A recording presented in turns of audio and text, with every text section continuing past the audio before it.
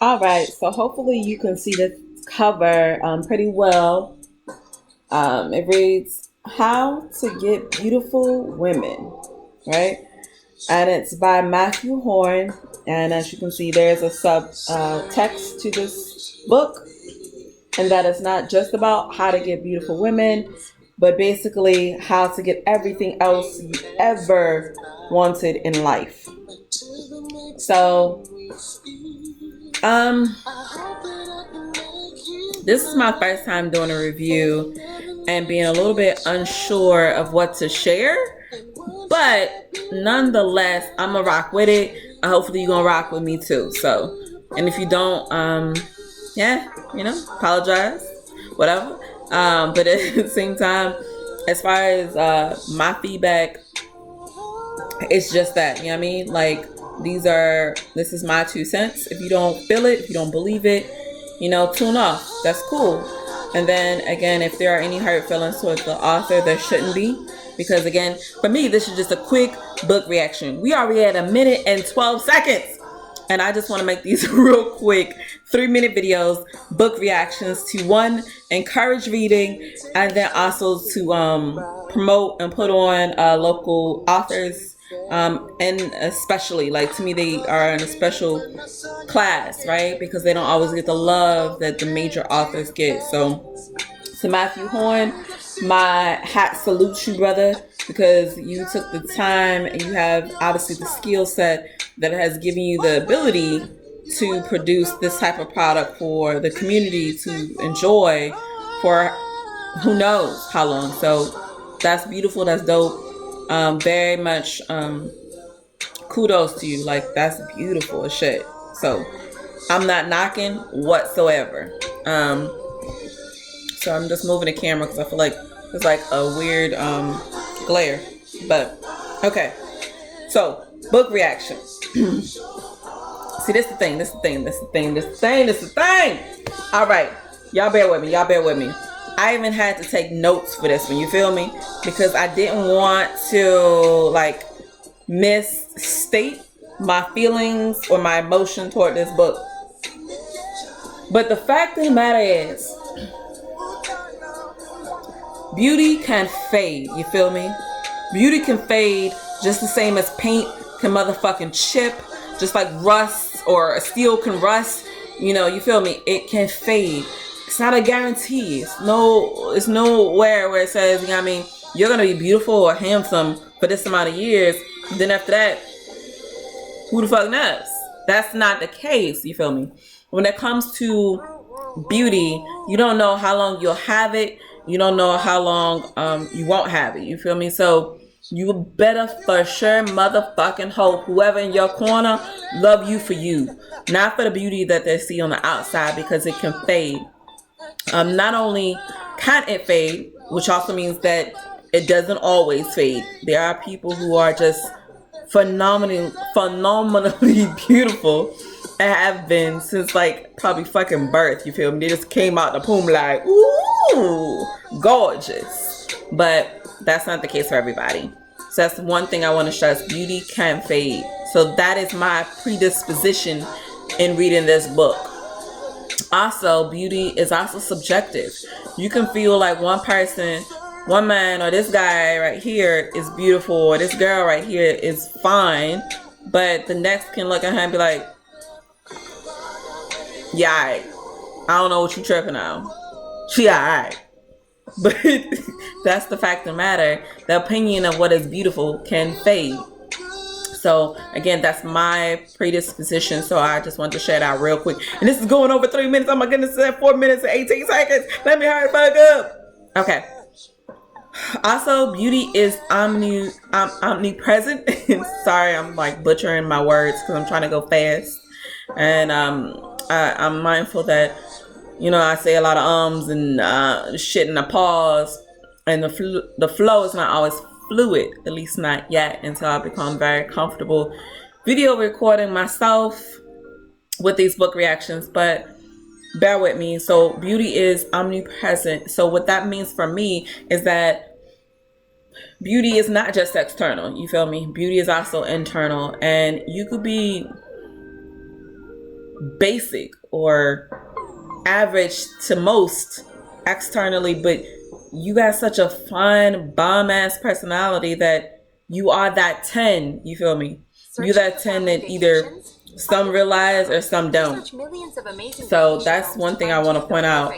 And real quick, this real bootleg, you feel me? I don't know if y'all heard that commercial in the background go, so I just wanted to cut that shit off because that's unprofessional of me. But so yeah, beauty is forever lasting and forever existing in what hour. Also, beauty is something you can have again in your youth or in your elder self, and it can switch up on you, right? I will never forget, never, like probably ever, one of my classmates from secondary school at one point or another, when I was like 20 years old, I was at a club dancing it, twerking it, having a good old time. And the first thing he says to me is, damn, you went from like geek to chic. And that kind of like it was a compliment. And I took it as such and I said thank you. But at the end of the day, I was like, what the fuck? Baby, I was chic then too. So it just it's funny because like when Janelle Monáe has that line where she's describing this dude that called her 6, I can totally relate to that, because sometimes people, youth, kids growing up, probably being taught by kids, they don't know any better. They only see the surface, which is a shame. So yeah. Again, that's all my predisposition. I need to hurry up. 2 other things I just want to share about my personal self before I give my reaction. My reaction is that 1, I'm married. For 2, I've been married for a good little minute. I think I got married at like 24. So that's also the mindset I'm reading this and perceiving this book, because the fact of the matter is I've not been dating for a good long time. And no, I'm not gonna say exactly how long that's been, because if you think I'm 28, 29, 25, and the bitches that think I'm 45, 50, but everybody else who thinks I'm way younger than 24 are still in that age range. Bless you, baby. Bless you. Okay. All right. So that's my predisposition toward this book. My mindset going into this. So, all right. Reaction. Yo, this book, How to Get a Beautiful Woman, or How to Get Beautiful Women. The title itself struck me, because I'm like, you automatically assuming it's got to be plural. So how many women you want? Is it just 1? Is it 2? Is it 3? Is it triangular? I just want to know how many, because do you really need to get women's, or is How to Get a Beautiful Woman more something you should aspire for? So that struck me off gate. It put me in a place where I'm like, I'm not sure if I feel this. But again, speaking with the author, he had a genuine personality, and he was very much on the tip of encouraging me to see it for also what it is. This is also a book. At the base of it, it's about self-help, right? So yes, that's then how I was able to pick up, as a straight woman, a book about how to get beautiful women, because it's not about sexuality. This book crosses over for women and for men. So don't let the book cover, the book title, really be that thing you judge it on. You can't judge a book rather, on just the title itself. That is a superficial pretext. So that's something that's important to remember about this book. Also, one thing that really bothered me about this book, the use of the phrase game playing, or referring to love, referring to the catch or the chase of a woman as a game, really bothered me. I mean, again, 23 times, my guy. That was the number of times that that phrase was used, and that bothered me, because I don't want to ever feel like love or life is about a game. And if we playing a game, then fuck. Shit, I just miss me with that, miss me, because I don't feel that's what life is about. Life is about living, being genuine, and giving back, and just trying to be a part of the ever evolving solution that makes us better, or makes this earth, this experience better for the next generation, the next onset after us. So that's what I feel is important. Also, you know, there were two distinct points, you know, early on. Again, I am not one to tell you the book. I'm not going to narrate the shit, but I'm going to give you my reaction. There were 2 points, 2 times. I was just like, yeah, I ain't too sure about this. I'm about to go there. Y'all, just bear with me.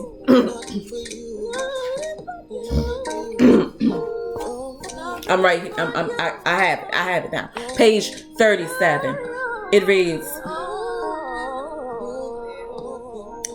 be the man who has her intrigued before you open your mouth. Be the man whose appearance destroys her pedestal, allowing her to land safely in your arms.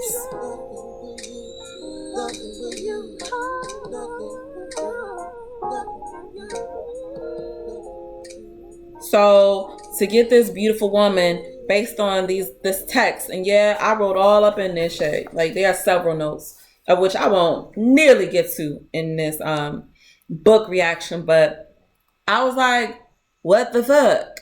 And as you can see, it's a what the fuck, because why do you have to destroy the pedestal of a beautiful woman? You feel me? A beautiful black woman in order to be with her. That's some fuckboy shit. You destroying my pedestal so you feel bigger? Nah, my guy, that's not how that goes. So yeah, big problem with that. All right, real quick, the second one that made me feel uneasy and queasy, you feel me? It's page 46. It says, it's pure comedy how beautiful women react to material things. But hey, I didn't create the rules. I just observe them and report my findings. So you telling me only beautiful women respond to material things? Get the fuck out of here. That is a false negative. Anybody, when you are showering them with gifts, whether that is, those are material gifts that you can put in your hand that are tangible, everybody responds to gifts of love, gifts of service, gifts of what the fuck ever. Everybody responds to that. That's not a thing that only the beautiful do. The reaction, sometimes if you tell a motherfucker you look good, their reaction might be real lit. So it's not just a thing of just beautiful women do this, and you're making them out to seem like, well, this author, this text makes me feel like it's saying that women are just these real basic creatures, and we're not. Far from that. You know, beauty, however you define that, a woman can be very complex. You know, as can a man. So yeah. All right. So let me tell you all the things I love about this book. I love that this book to me can be a great conversation between men, women, whatever, people who are in relationships, intimate or not, to have conversations about what is it that we're doing here? You know, what are your beliefs? How do you come into this relationship? How have you looked at relationships before? And what are all the things that you feel that you have to put up as a facade in order for us to be together? You know, I think those are all kinds of conversations that can happen around this text, which I think is beautiful. And again, this is why I commend this author, Matthew Horne, because, you know, sometimes we need a resource, we need a tool so we can have conversations that are sometimes hard to have. Also, as a positive, I really want to quickly share, and I guess I should have been quick about this one. It's the longest book reaction I ever had, which is pretty amazing. But yeah, number 11 is great because, or page number 11, I should say that differently. It says, we are hardwired to do things to attract the opposite sex, even if it's not on a conscious level. There's some truth there. And that's kind of where I'm going to lead at. You know what I mean? Page number 23. There's a statement about the man who is unafraid to lose her will always have her. I don't know. Something can be said about that. Truth. So, and just so you know, my favorite chapter in this book was the last one, believe it or not. So I don't know if that was intentional. You know, he kind of saved, the author saved the best for last. But Egypt or Genesis is definitely my favorite chapter. And I'm not going to say why, you feel me, because I know I exceeded my 3-minute timeline by like 5 times. So read, cop this book, read it. Please share your reactions to this book.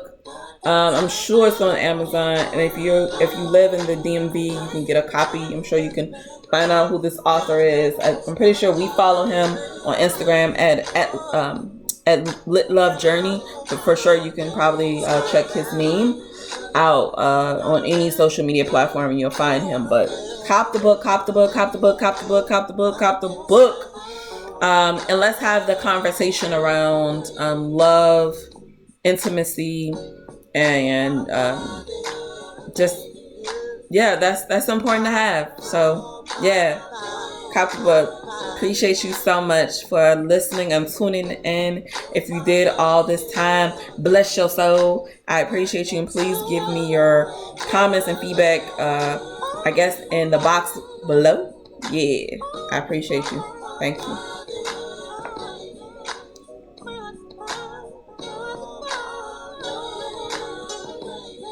Okay, so clearly I haven't found the pause button yet. So let's see. I'm still looking for the pause button, y'all. Sorry. It's taking a little longer than I thought. Okay.